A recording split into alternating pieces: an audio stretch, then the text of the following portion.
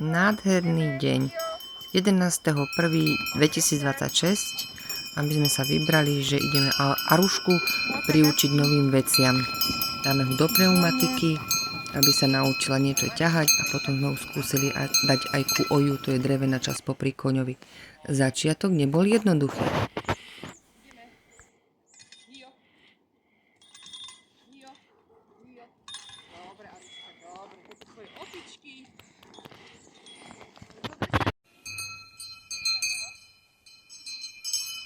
Potom sme sa s Kristínkou vymenili, ja som išla s Gastím na sankách a ona išla stále s Aruškou v pneumatike.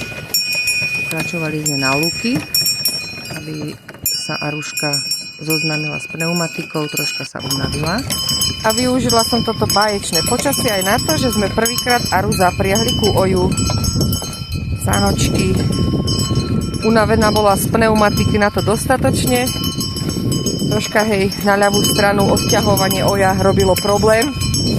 Tlačenie oja na pravú stranu išlo parádne, ale veľký problém mala prekrižovať nohy na ľavú stranu a ťahať za sebou oje.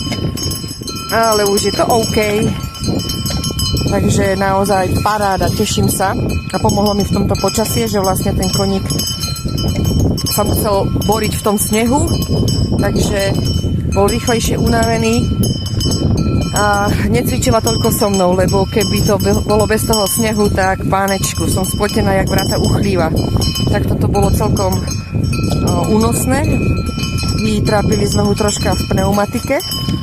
Tam dostala zahriatie svalstva, troška únavy a potom som ho dala ku tomuto oju.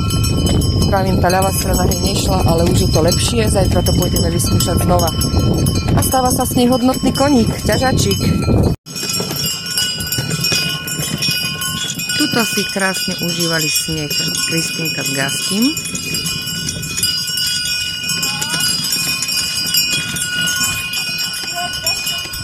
No a čo Aruška? Pozrite, tá už ide popri oji na pána.